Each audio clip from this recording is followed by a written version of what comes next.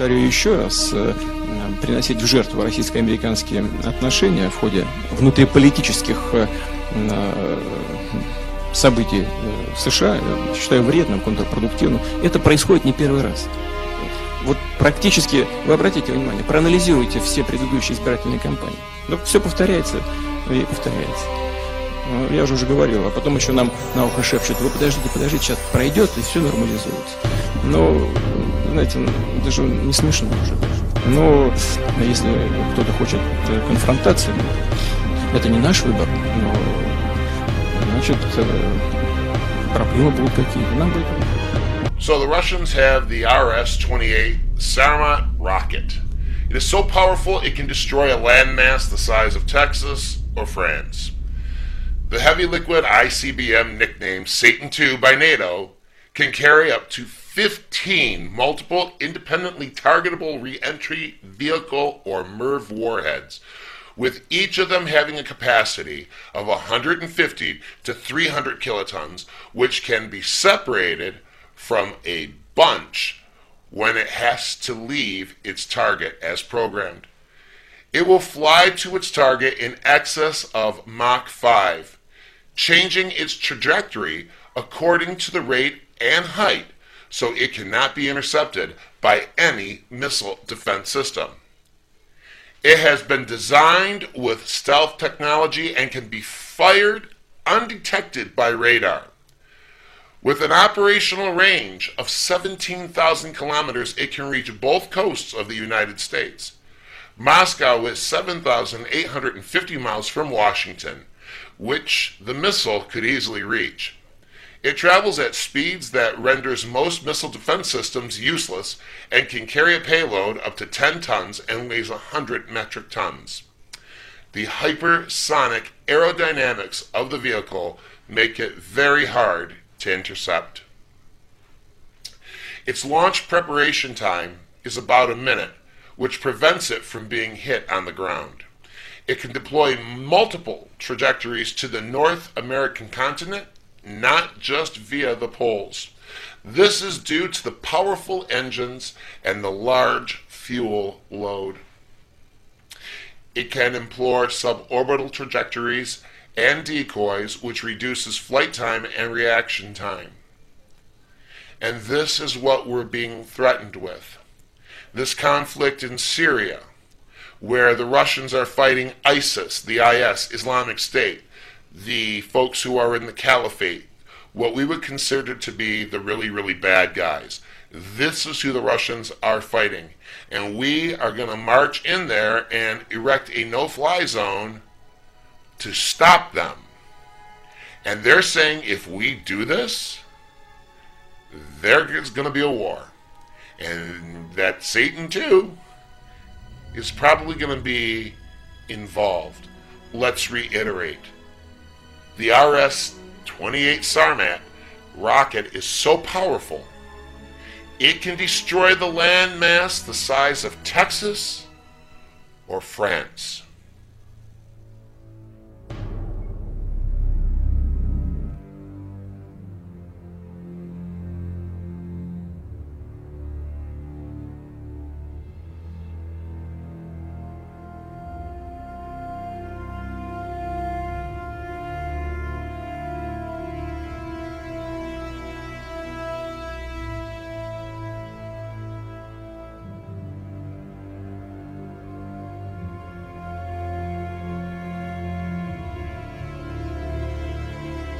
Meanwhile, the liberation of Mosul might take its toll on Europe. German intelligence is warning that the defeat of ISIL there could spark attacks in Europe. Of course we are on high alert, especially with ISIL having its back against the wall in Mosul. This is good, but this situation may alert its supporters in Europe, and that could lead to violent attacks. Now, basically what the German authorities are saying is that the Western-backed war on terror, now focused on ISIL in the city of Mosul, is in fact increasing the threat of terrorism here on German soil. And today, the head of Germany's domestic intelligence agency has said that German authorities are making the necessary preparations to prevent potential retaliation attacks in Germany in the eventuality of ISIL being defeated. in Mosul. Breaking news this morning, a powerful earthquake has hit central Italy, close to the same location as that massive quake back in August. Now, damage reports are coming in right now. We're getting word of cathedrals collapsing, and ABC's Jennifer Eccleston joins us from our London bureau with more. Hi, Jennifer. Paula, good morning. Another terrifying event for central Italy. This is the same area that was hit Wednesday with back-to-back earthquakes. This morning, just after 7 a.m., it was a powerful 6.6 magnitude, and it was centered outside of the historic town of Norcia in Umbria. People were sent running into the street as clouds of dust and stones from falling buildings filled alleyways and roads. Emergency crews on the scene in minutes, rescuing the elderly and some of the town's clergy. Norcia is home to a community of American monks. They've tweeted that they're all okay, but their 14th century basilica is destroyed. Italian emergency services say there are some injuries, but no reports of deaths so far, but they're still assessing. Emergency crews have a huge presence across the region after that deadly August earthquake in nearby Amatrice, which killed nearly 300 people. And because of that huge quake, thousands have evacuated the area. Those that remain know when they start to feel shaky, get outside, and that saves lives.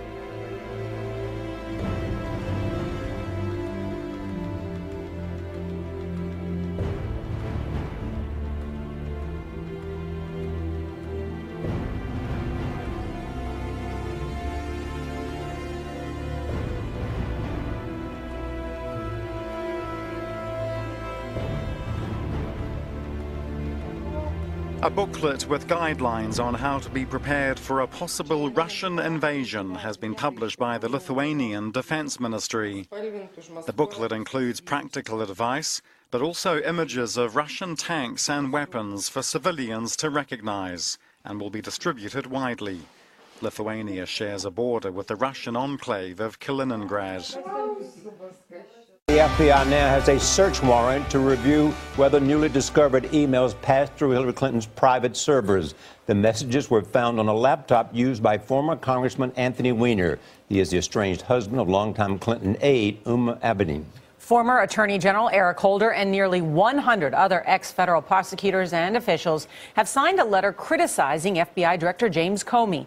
Holder writes in the Washington Post that Comey made a serious error and says it is up to the director to correct his mistake, not for the sake of a political candidate or campaign, but in order to protect our system of justice and best serve the American people. In July, Comey recommended no criminal charges against Clinton for her use of private email servers while she was Secretary of State.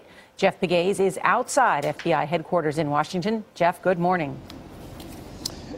Good morning. Law enforcement sources say the FBI is trying to get the technology infrastructure in place to sort through these thousands of new emails that they want to review. We're told that the emails were discovered earlier this month, but FBI Director James Comey says he didn't find out about them until last Thursday.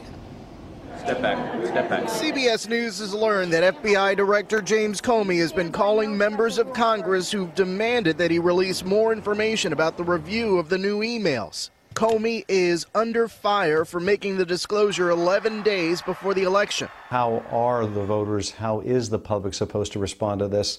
And there's simply no way for the public to make an informed judgment. Democratic Congressman Adam Schiff says Friday's announcement broke agency protocol. This violates the Department of Justice policy against speaking about open or closed investigations, but also the DOJ policy against speaking about an investigation this close to an election. In a letter addressed to the FBI director Sunday, Democratic Senator Harry Reid accused Comey of partisan actions and alleged that he may have broken the law by violating the Hatch Act.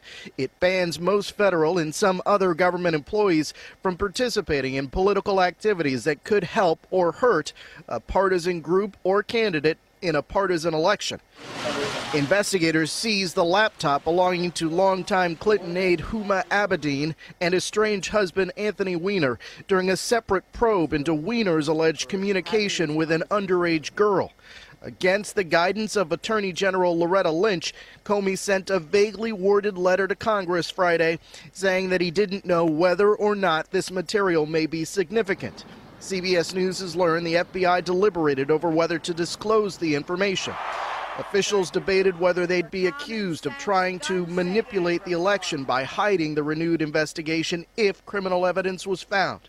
A person familiar with the process says officials ultimately concluded that the letter was the most credible approach after Comey pledged to inform Congress if anything new came up related to the investigation into Clinton's use of the private email server. We would certainly look at any new and substantial information. We commend the FBI and the director on their decision to keep their word. Over the weekend, vice presidential candidate Mike Pence praised Comey's decision. What the decision this week showed is even 11 days before an election, no one is above the law. Law enforcement sources say that Abaddon is cooperating and seems surprised that the emails were on the laptop. Gail? Tensions flare between migrants and police at a makeshift camp in Paris. Officers moved in to clear tents from pavements where hundreds of migrants have gathered. Makeshift camps have sprung up since the demolition began of the migrant camp at Calais. This morning police is coming, all people thinking tomorrow morning police is coming, give house, give this maybe giving into camp. Where is he sleeping, these people? Here is very cold. This is not life. This is in the animal life. This charity worker says what's happening is the result of a management policy that consists of police raids. They form a circle around the migrants and sort people on the basis of their administrative situation. Sometimes it's racial profiling, he says. The destruction of one of Europe's largest migrant camps is coming to an end, but the plight of hundreds of minors remains uncertain. Some reports say about 1,500 young people are living in temporary lodgings in container boxes. On Monday, Mississippi's governor asked a federal appeals court to uphold a state law letting merchants and government employees cite religious beliefs to deny services to same-sex couples. HB 1523, which was signed this year by Republican Governor Phil Bryant, seeks to protect three beliefs. Marriage is only between a man and a woman, sex should only take place in such a marriage, and a person's gender is determined at birth and cannot be altered. U.S. District Judge Carlton Reeves previously blocked the law before it was able to take effect back on July 1st, saying that it unconstitutionally creates unequal treatment for lesbian, gay, bisexual, and transgender people.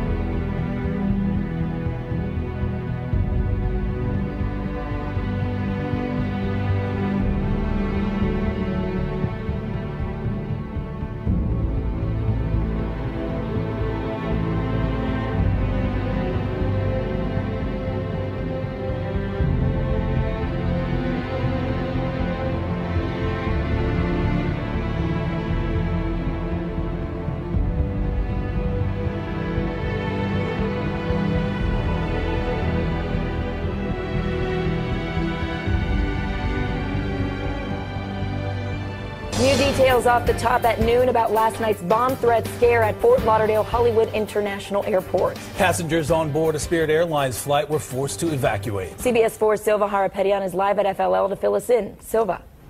Good afternoon. You know, at first there was thought that there was only 2 people involved, but since then, Broward County Sheriff's Department has clarified that there was only 1 person apparently involved, that person being questioned by FBI. No arrests have been made, but we're happy to report that that plane finally made a landing at Dallas International Airport at about 5:30 this morning. It was supposed to take off at 8 o'clock last night, didn't take off until 2 o'clock in the morning. Some tense moments on that plane, but on that plane also passengers captured some of what happened on Facebook Live video. Take a look. Panic on Spirit Airline Flight 971 while a passenger secretly does Facebook Live videos. Gentlemen from the flight deck, your captain speaking. We have a security issue right now. The issue, this passenger explains, involved a few passengers sitting 3 rows from her. He leaned over and looked and saw that they sent text messages saying your bombs are complete. stood up and started screaming about a flight attendant, there's a bomb on the plane. So I attended that there's a bomb. They took their phones away. The two men said, go ahead, open my phone, and everyone started screaming, don't open the phone, because they think the phone is going to set off the bomb. As authorities were notified, passengers waited anxiously for 2 hours. They sat on a plane, along with the person suspected of sending the threat. The people next to me in their Cowboys jerseys have already said they're going to jump them. After several hours, Broward Sheriff's Department boarded the plane and escorted the men off the plane and then the passengers. And back here live, again, this took some time. Obviously, passengers were upset and tired, hungry and thirsty and wanted answers. But fortunately, no one hurt, no one injured. And again, the man in question has not been arrested, but is being questioned by authorities. We're live. Silva Harapeti on CBS 4 News. The post has finally been filled after more than 2 years without a head of state.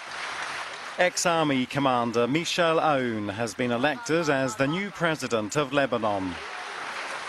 The 81-year-old won a vote in parliament after a long period of political deadlock, with the presidency vacant for 29 months. Reports say a deal is expected to see the Sunni Muslim leader Saad al-Hariri named as prime minister. Results of the vote announced on national television say Aoun won 83 votes among MPs, well above the majority needed. Lebanon has a sectarian power-sharing system, and the post of president is set aside for a Maronite Christian.